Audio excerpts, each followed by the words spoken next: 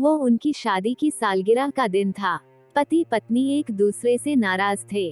कुछ देर पहले दोनों में किसी बात पर जोरदार बहस हुई थी और ये नाराजगी उसका ही नतीजा थी। दोनों की शादी को 5 साल हो चुके थे।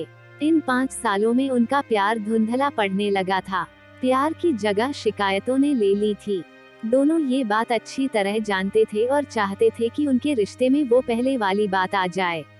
लेकिन लाख कोशिशों के बावजूद उनके रिश्ते में खटास बढ़ती जा रही थी। उस समय पति बालकनी में खामोश खड़ा था। पत्नी उसके पास आई और उसे एक डायरी देते हुए बोली, मैं इन रोज रोज के झगड़ों से तंग आ चुकी हूँ।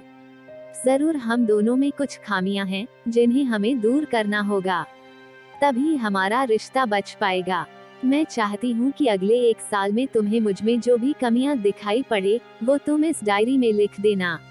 मैंने अपने लिए भी एक ऐसी ही डायरी ले ली है जिसमें मैं तुम्हारी कमियां लिखा करूंगी। अगले साल अपनी शादी की सालगिरह के दिन हम एक दूसरे की डायरी पढ़ेंगे और उसमें जो भी कमियां लिखी होंगी उस पर चर्चा करेंगे और उन्हें सुधारने की कोशिश करेंगे। पति तैयार हो गया। वक्त गुजरता गया और 1 साल बीत गया। शादी की सालगिरह आ गई। दोनों एक दूसरे के सामने बैठे हुए थे। पहले पत्नी ने अपनी डायरी पति की तरफ बढ़ाई। पति डायरी के पन्ने पलटने लगा।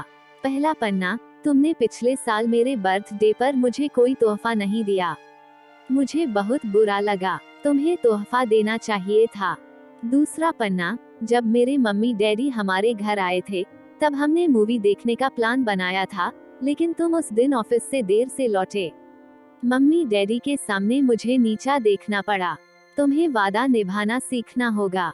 तीसरा पन्ना, मैंने तुम्हारे लिए इतनी मेहनत से स्वेटर बुना था, लेकिन तुमने तारीफ के 2 शब्द भी नहीं कहे। क्या मैं इस काबिल भी नहीं? इसी तरह डायरी के सारे पन्ने भरे हुए थे।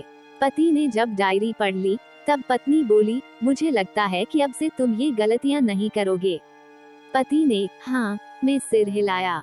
फिर पत्नी ने पति की डायरी ली और पन्ने पलटने लगी। पहला पन्ना खाली था, दूसरा पन्ना भी खाली था, तीसरा पन्ना भी खाली था। पत्नी ने देखा कि डायरी के सारे पन्ने खाली हैं। वह नाराज होते हुए बोली, तुम मेरी एक बात भी नहीं मान सकते। मैंने साल भर कितनी मेहनत से पूरी डायरी लिखी और तुम एक पन्ना भी नहीं लिख सके। पति ने कहा, आखिरी पन्ना खोलो, उस पर मैंने सब लिख दिया है। पत्नी ने आखिरी पन्ना खोला और पढ़ने लगी।